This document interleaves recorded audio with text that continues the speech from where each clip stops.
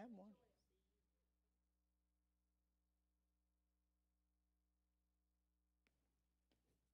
Good morning. It's good to see each one of you here in the house of the Lord. It's good to be here, isn't it? Always good to be in God's house, among God's people.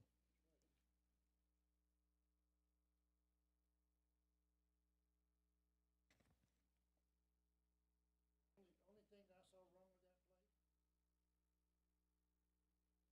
were talking about salvation, and they said,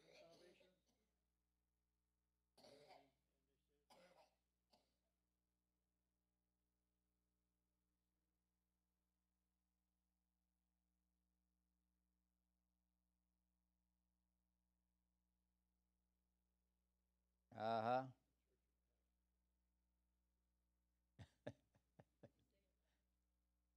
Oh, he said the only thing wrong with the play is that at the end of it said you have to be saved and baptized. Uh-huh. Brother Jesse said Church of Christ. Doctrine. Well, we believe in baptism, though, don't we? we believe in it, Sure do. But it's not a prerequisite to your salvation. If it was, the thief on the cross would be in hell today. But he's in heaven today. Jesus said, this day shalt thou be with me in paradise. So that's great. That's good. Much of the remainder of 2 Samuel focuses on Absalom. Now, anybody know who Absalom was? David's son. Yeah, David's son. Our story is about the rape of his beautiful sister, Tamar. Some will probably wonder why such a sordid story of incest and sexual abuse is recorded in the Bible in such vivid details, and it is. Aren't things recorded in the Bible to reflect the times and let us know what has happened and can happen today? Is this sordid story going on today? Even in the White House, isn't it? Even to the top of our nation, that kind of, and it has been. I mean, in several presidents down the line, this story has been there. So, yes, it's prevalent for today. I mean, if they just listen to it, those that are involved in that kind of thing will look at this story, look at the consequences and the outcome. Why, it will make a difference in their lives, I believe, don't you? Sin will take you down. It represents the fulfillment of Nathan's prophecy against David for his gross transgressions. Look over there in 2 Samuel chapter 12, and let's look at verses 10 and 11. Now, this was Samuel. We studied some of it last week about the pronouncement that God gave through Samuel to David on that sin that he did with Bathsheba. This is what he said. Now, therefore, the sword shall never depart from thine house, because thou hast despised me, and have taken the wife of Uriah the Hittite to be thy wife. Thus saith the Lord, behold, I will raise up evil against thee out of thine own house. I will take thy wives before thine eyes, and give them unto thy neighbor, and he shall lie with thy wives in the sight of this son. And I want you to look at verse 12. For thou didst secretly, but I will do this thing before all Israel and before the sun. Can't sin get away with it. God will expose it in the end, will he not? There's consequences for sin, is there not? Consequences. Adam and Eve, did they sin? Was there consequences? The sins of the fathers shall be visited to the third and fourth generation, God said. And it was visited to the first generation of Adam and Eve, was it not? Did not Canaan kill Abel? To the first generation. Then we see down through the scriptures where it has been visited on down through other generations also. God said sin will be visited sometime even to the fourth generation of individuals. So when you sin, it has consequences, doesn't it? I mean, it just doesn't affect, as we learned last week, you, but it affects others around you. It affects your family, does it not? And so be careful with sin. This is what he had to say. It also properly depletes the true death that sin can bring, to which it often leads. Sin's insatisfiable appetite and costly consequences are so rarely considered when lust and revenge takes hold. When people are, they have lust and revenge in their hearts, consequences don't matter to them, does it? I mean, when somebody's preparing to sin, do they stop and say, well, I better not do that? Do they count to 10? Do they say, is this what God wants me to do? No, they don't. When they have gone to the point, like we will see today, where sin takes over, where lust takes over, then they have no conscience whatsoever about the consequences of what they're going to do. The previous lesson deals with David's great sin, did it not? It marked a dramatic turn and a turning point in the life of David.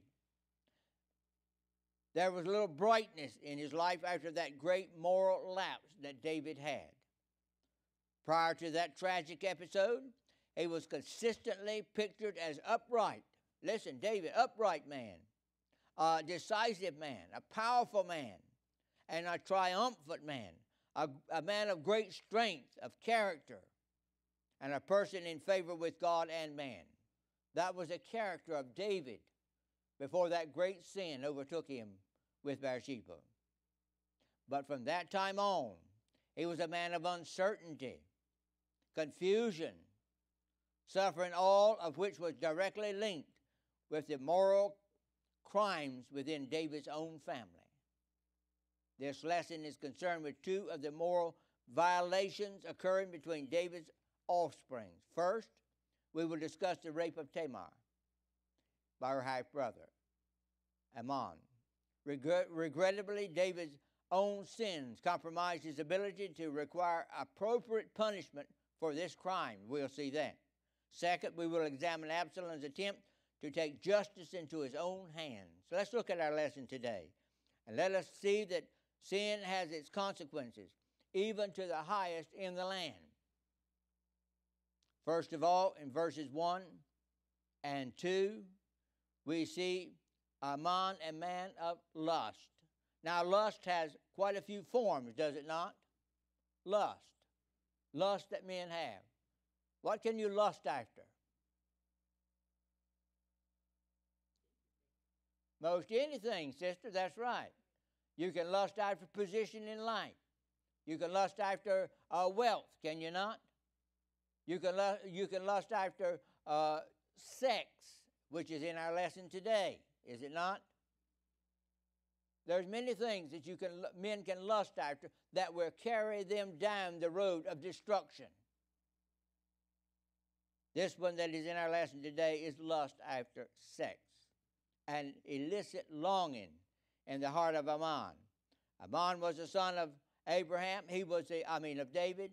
He was the first in line to be king after David. And it came to pass after this that Absalom, the son of David, had a fair sister, whose name was Tamar. And Amnon, the son of David, loved her. And Amnon was so vexed that he fell sick for his sister Tamar, for she was a virgin.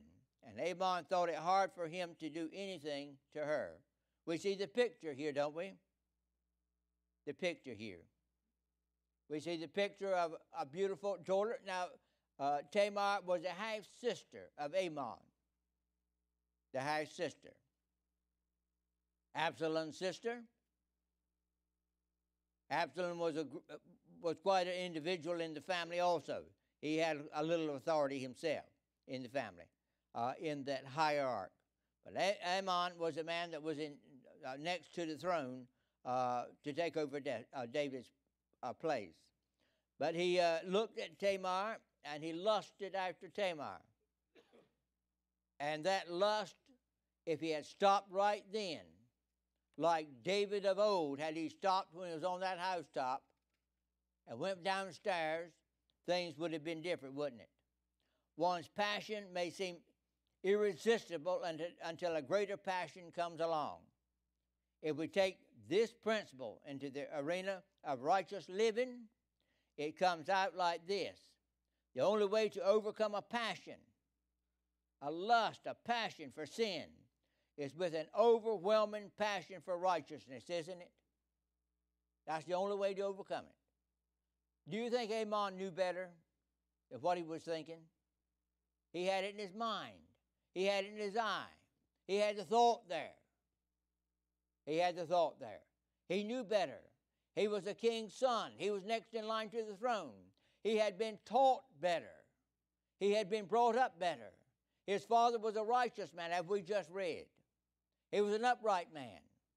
And up until the point of his sin, he had seen his daddy stand true to God Almighty. And even after his sin, he had seen his daddy ask for forgiveness and in sackcloth go through the town, showing that he had sinned. And Amon had seen this. But in all that,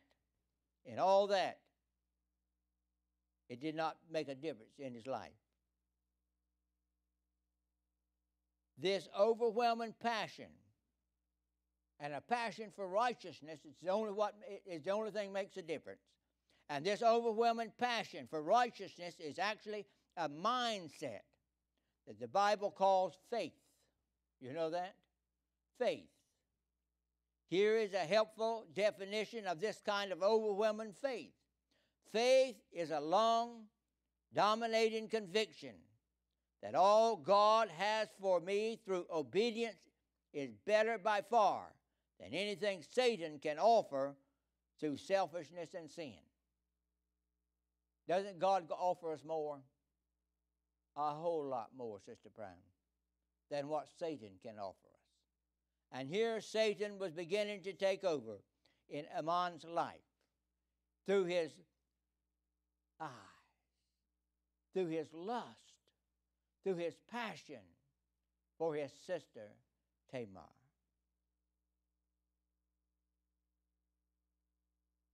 Then let's look at the scheme. Now, someone that wants to sin and wants it so bad that they don't know how to get it, there's always scheming for it, is there not? Scheming. Now, does people scheme in different ways? Yes, they do.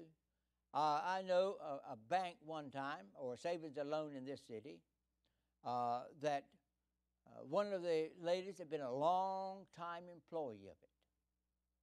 And she began to siphon off funds. She had schemed in how to do it. And she was successful at it until one day she was out sick. And a new girl that was there took her position.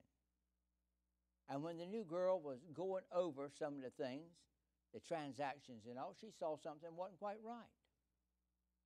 And so she called in her supervisor to see if she was wrong or what was going on. This lady had been scheming for years to steal money, and it had paid off until finally it caught up with her. Sin will catch up with you, won't it?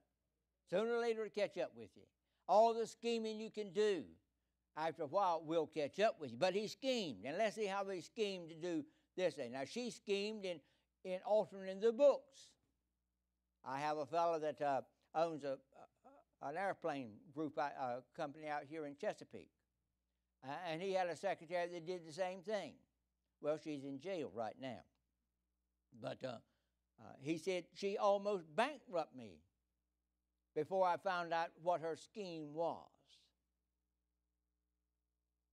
And not only women will do that, men will do that too, won't they? Amon done that. Let's see what the scheme was. Well, he had a cousin. His daddy's brother's son. He had a cousin. Begin there in verses 3. But Amon had a friend whose name was Jonadab, the son of Shimeah, David's brother. And Jonadab was a very subtle man. In other words, he was one of those that did whatever he could to get his way. He schemed all the time.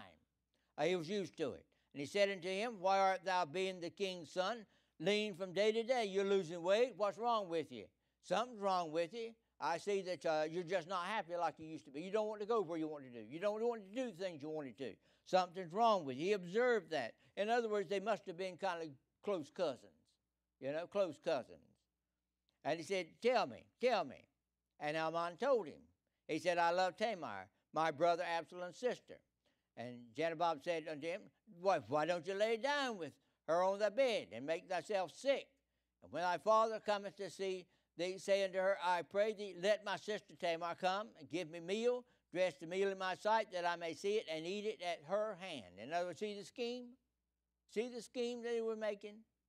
Lay down on the bed, get sick, pretend you're sick. When the king comes in, say, oh, let my sister come in. Let my sister help me out. Not only that, let my sister even bake the bread and give it to me. I'm so bad. And so verse 6 tells us that Amnon fell for the scheme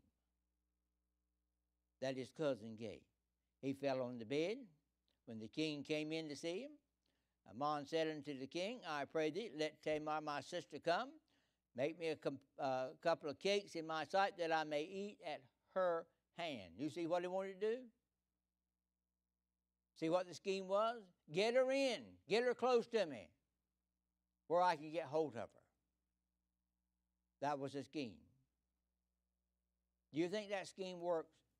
Does folks' scheme sometimes work? Yes, they do. The lady from the Mutual and Loans Company, her scheme worked for a long time. I mean, she bought presents for her kids. She didn't have children. She bought presents for her children. She bought presents for her kinfolk. I mean, she just treated everybody nice, She was generous with the company's money. She really was. I wasn't no kin to her, and I didn't know her, so I didn't get anything out of it. But she was generous to everybody.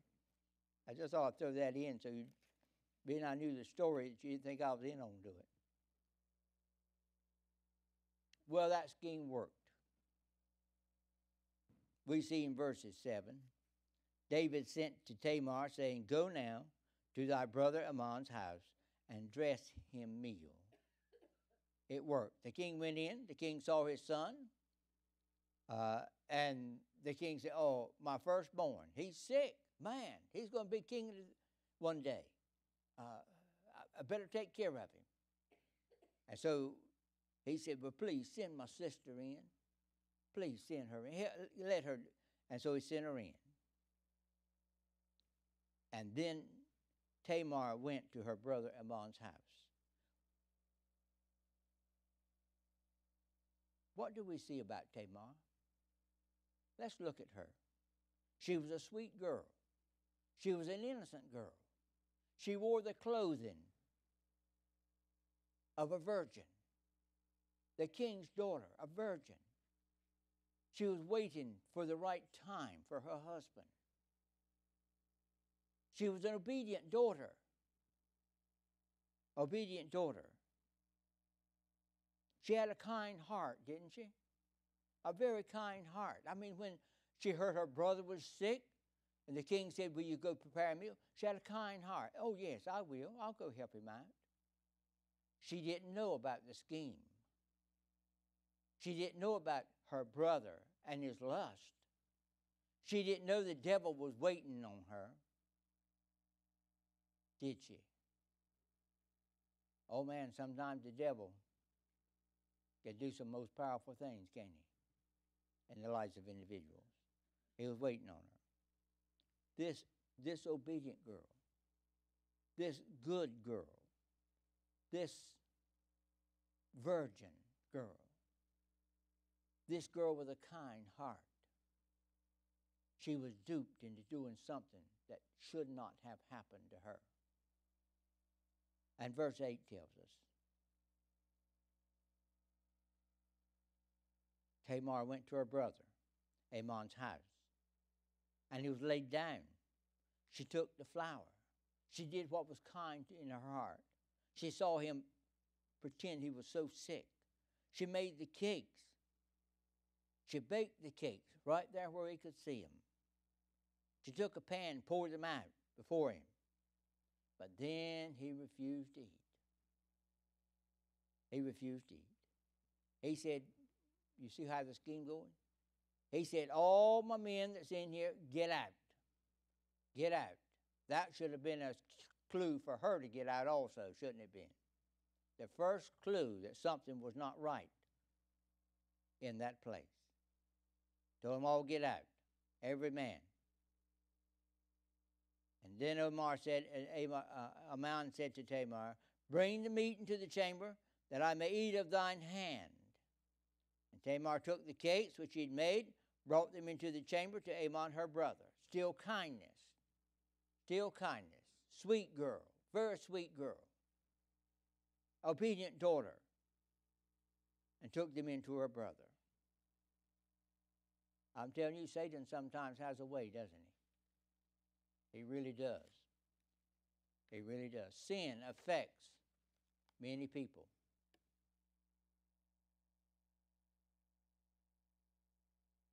Wonder what happened when she was so kind and she was so good. Do you think that changed her brother's heart? You think her brother then thought, well, I'm wrong. I'm wrong in what I'm thinking. I'm wrong in what I think I should do. I'm going to do. He did use her kindness. But don't you think that shouldn't have had an effect in his life to see how kind the sister was? If you're kind to people, if you even bring people food, if you're good to people, shouldn't that have an effect in their lives? It should, shouldn't it? He was bad through and through, wasn't he? He was bad through and through. Verse 11 tells us what happened to this kind, dear little girl. When she brought them into him, he ate, he took hold of her. He grabbed her by the arm where she could not get away. Now, didn't we hear something about this with some doctor that was with all these young girls that was Olympic, in the Olympics? They were innocent girls, were they not? They were pursuing a career. And their parents was innocent about what was going on. And they had faith into the doctor. But he didn't do what he should have done, did he? He had other thoughts. He had those lust thoughts, brother. And we see what had happened. I'm glad he's in prison. Sometimes I think there ought to have been an Absalom around too, you know. Yes, sir. He got her by the arm, poor little thing. He said, come lie with me, my sister. And the poor little thing, she cried. You know, that was a terrible thing, Sister Brown. Here your brother grabbed you and said, I want you to lay in bed with me. She cried. She said, please don't. No, my brother. Don't force me to do this thing. And she gave him some reasons for not doing it, to wake up his conscience, Brother Deacon. To say, wait a minute, it's not right. She said this to him. She said, first of all, no such thing ought to be done in Israel. No such thing ought to be done in Israel. No doubt both Amnon and Tamar had been taught that God condemned incestual relationships. We find that in Leviticus, there in chapter 20, verses 17, where God condemns such relationships. And she knew that. And she told him that. Second argument she gave to him was related to their reputation. He was in line to be king. She was the daughter of the king, a virtuous girl. And the stigma of being raped and the loss of virginity are not only easily erased, its memory and scars linger for a lifetime. In those days, a girl that had been raped was spoiled for the rest of her life. In those days. She said, whither shall I cause my shame to go? What can I do in life? It will ruin me. Please, brother. Please, brother. Also, she said, you're throwing away your future. You're throwing away your future. As the future king of Israel. All Israel will think of you of one of the fools, as one of fools. So you're throwing away your future. Then she went on with this third argument. She said, wait, brother. Said, let Amon ask the king. Let your brother ask the king. Ask daddy for his hand in marriage. And we know that he will not withhold me from thee. If nothing else, brother, just go ask daddy to let us get married. And he'll let it happen. He'll let it happen. You think it made any difference in him? You think Amon then listened to his sister? Listened to the consequences? Oh man, lust will lead you further than you want to go, won't it? Keep you longer than you want to stay. Cost you more than you want to pay. Lust. 14 says, howbeit he would not hearken unto her voice, but being stronger than her, forced her and raped her. Said, lay with her. We get the term out, just as it is. He ruined that poor little girl. Ruined her life. What would you have done with him if you had been his brother, or if you had been the father? What would you have done with him? What would you have done with him when the news come back that this had happened?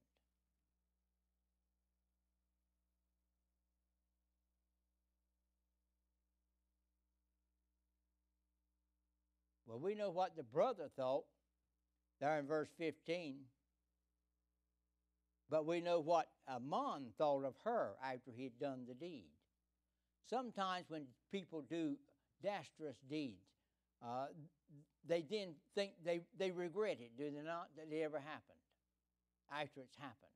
They don't think about it before it happened, but after it happened, they regret that it ever happened. But it's too late then, isn't it?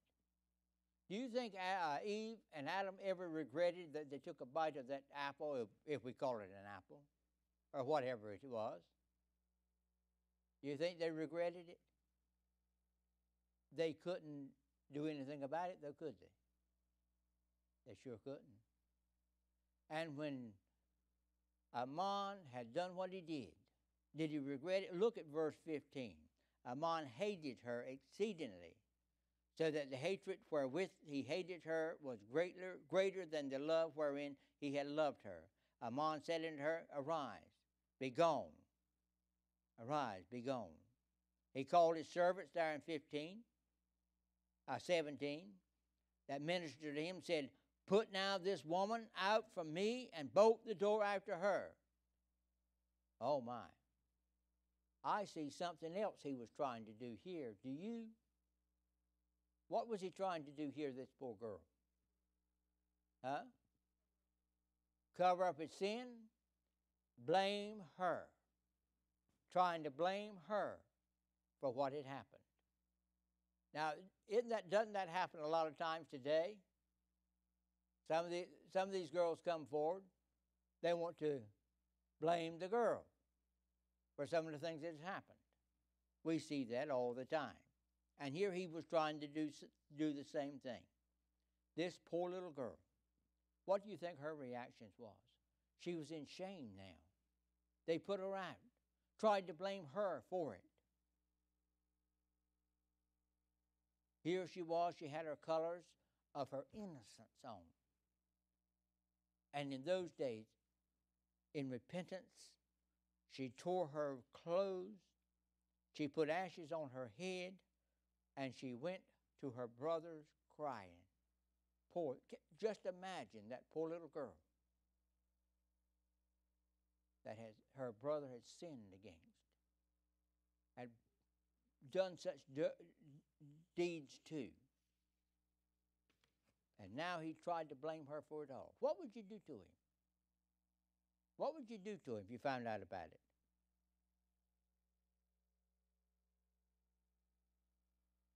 Well, her brother found out. Look there in verses 20. Her brother found out. And Absalom, her brother, said unto her, Hath Ammon thy brother been with thee? But hold now thy peace, my sister. He is thy brother. Regard not this thing. So Tamar remained desolate in her brother's Absalom's house. Wait a minute. He is the king's son. He is trying to blame you. But you just wait. Hold your peace. Hold your peace.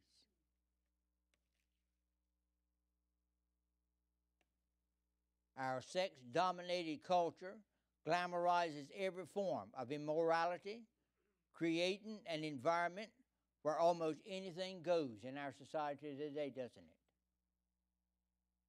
The fruits of our promiscuity is being reaped in the carnage of emotionally wrecked individuals, a scourge of sexually transmitted diseases, a divorce rate that has reached epidemic proportions.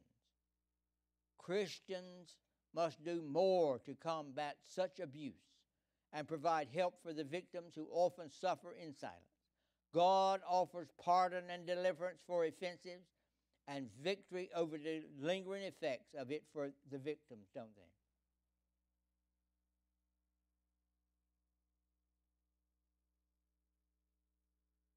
Daddy heard about it there in verse 21. And let's see what happened. What would you think Daddy should have done? What do you think Daddy should have done? James, what do you think Daddy should have done?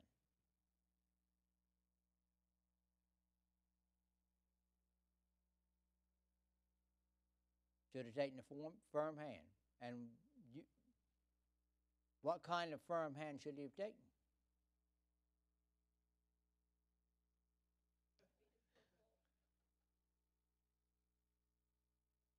Well, now we know what had happened in David's life, don't we?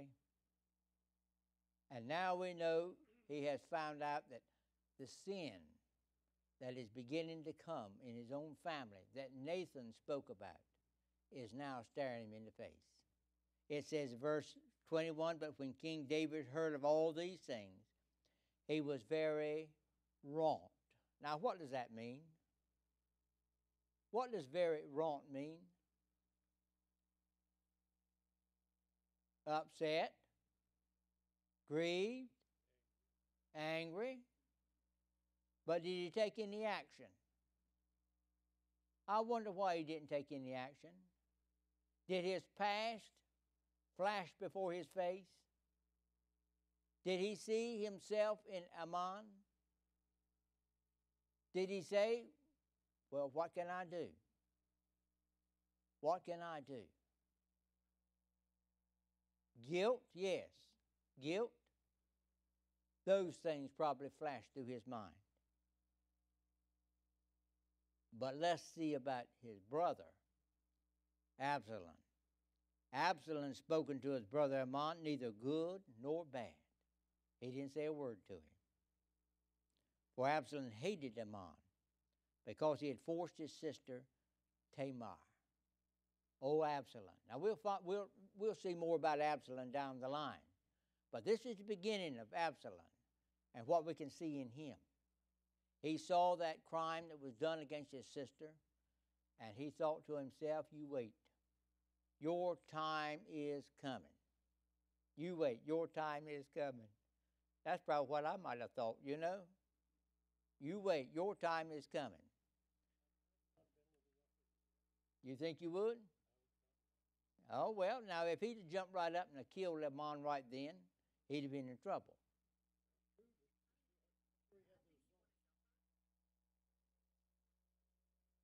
He wanted to really hurt him, huh? He wanted to really hurt him. Well, what stopped him from hurting him right then?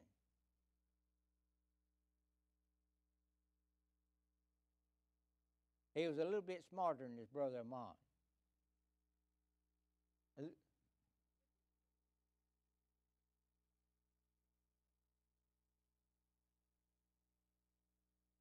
Right now. Give me time, huh? Well, let's see about Ammon. In verse 23, and it came to pass after 2 full years, That hatred lingered for 2 full years. That's a long time for hatred to linger, isn't it? It festers, doesn't it? Every time he saw that brother Ammon, he got madder. He said, I'll get you, to himself. You wait, I'll get you. One day the opportunity is coming, and I'll get you. I'll take care of you. 2 full years. Well, now they had in Ephraim, they had what they call a sheep shearing. Anyone ever been to a sheep shearing? No one's ever sheared sheep in here? You seen the video? No, they didn't. They had shears, you know, and you use them with your hand. Brother Jesse, you ever seen shears? You never used them, though. Too young. I was, but my dad did. And I seen him shear that sheep, and he pulled the wool up like this. He'd shear it down, you know. Shear it down. Every now and then he'd snip the sheep a little bit. An old sheep, you know. But he was shearing the sheep. They had a bunch of sheep, and they had a sheep shearing. And they invited, it was like a party, James. Everybody came to the sheep shearing. And there was Absalom's sheep, and so he invited the king to come, his daddy to come to the festival. And he said, all my brothers come to the festival. Everybody come to the festival. Everybody. Well, we see where he wanted everybody to come. But the king said, no, I'm not going. I'm not going. We can't all go. He said, I'm just going to stay here. Well, Absalom knew that his daddy might not go, but he said, well, let my brothers all go. Let my brothers all go. And so he kept insisting that Ammon go. And there in verses 27, we see where he persisted so much so that the king said, okay, Ammon can go. He'll go on with you too. Well, they all went to the big sheep shearing, James. That big sheep, they were all having a party. Now, he had planned this. The time was ripe for him, and he had planned revenge against his brother. And while they were all there, why, the wine was flowing. Now, God said you can drink all the wine you can drink. Huh? Good for you, huh? Sister Brown, you look at me like that's not what the Word says. You missed that one in there? Well, now tell us what it says. Don't get drunk. That's right, Drunkards are not enter heaven. Is that what it says? Don't look on the wine when it's red. Is that what it says? Oh, man, that wine must have been good and red. Because it tells us here that Ammon's heart is merry with wine. Down in verse 28. Ammon's heart is merry with wine. He was drunk as a skunk, James. He was having himself a good time. Having himself a good time. And while he was having himself a good time, then the scheme of Absalom took place. He told his men that was around him, when he gets drunk with wine, smite him and kill him. Smite him and kill him. He said, fear not. Have not I commanded you? Be courageous and be valiant. He needs to die. He raped my sister. Kill him. And the servants of Absalom did unto Ammon as Absalom had commanded. Then all the king's sons saw what had happened, and they got up on their mules, and they began to run back to the kingdom. They did not know where Absalom was going to kill them all, whether it was a coup or not. And they all fled. Now let me ask you this. Is the second sin greater than the first sin? The first sin was Ammon. The second sin was Absalom. Is the second sin greater than the first sin? What? Oh. Sin is sin. Well, was Absalom justified in what he was doing? No.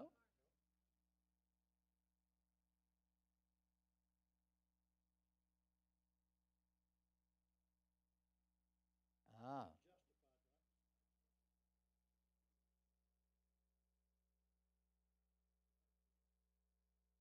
Well, now, let me ask you this, if David had have had the law take care of the problem, and the law had pronounced his sentence execution, would that have been right?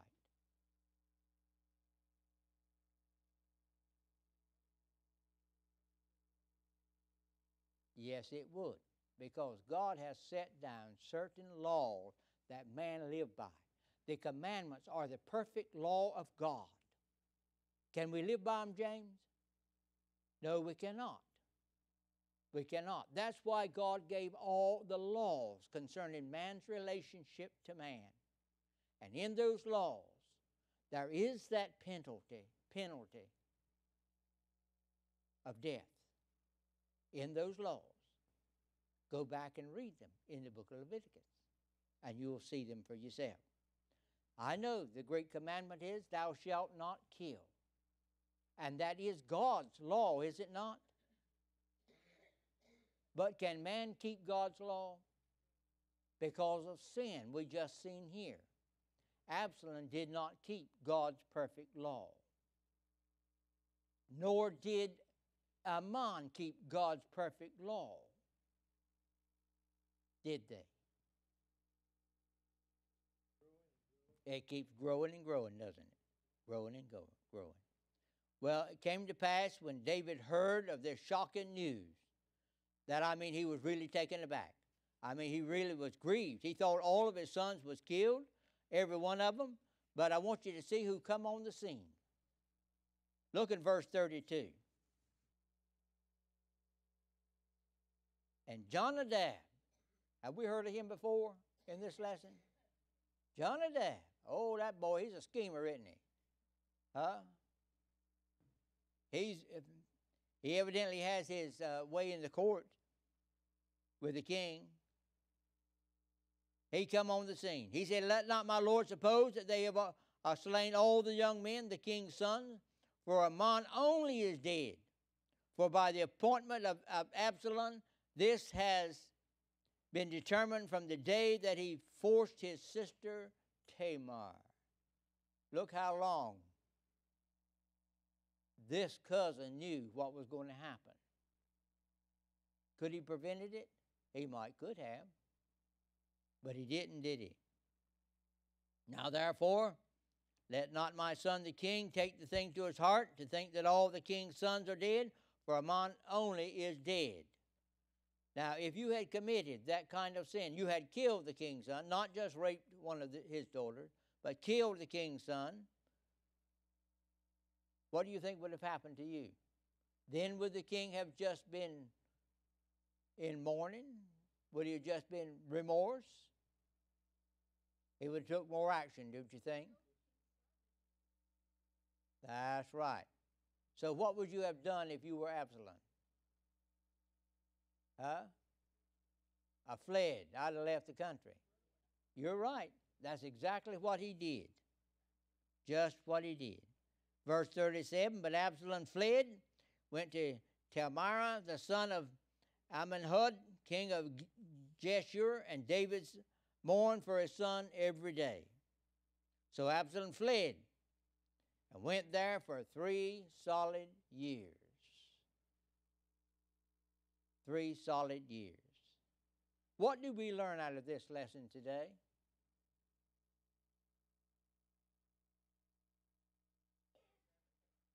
That what? Sin messes everything up. Where did the sin begin? Where? With David. Yes, sister, with David. Don't you know I told you earlier that sin is visited to the 3rd and 4th generation? In Adam and Eve's case, it was the 1st generation. In David's case, it was the 1st generation. And this was the 2nd incident. The first incident was when David's son with Bathsheba died. It's recorded in the chapter just before 13, chapter 12. The son died.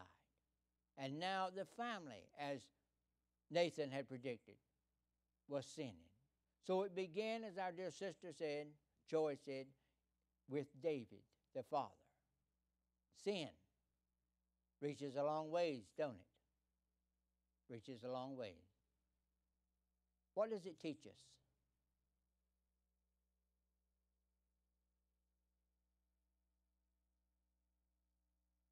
Come on. Keep your eyes on Christ. Keep your eyes upward. Keep your eyes on Christ. Keep looking up. That's right. Keep looking up. If we do not, the devil's always there. Peter tells us he is a roaring lion, seeking whom he may devour, going to and fro, seeking whom he may devour. Our Father, we're thankful we can come to this lesson, and we can see that it is applicable for today. Lord, this kind of thing goes on in our society today. The lesson has not been learned.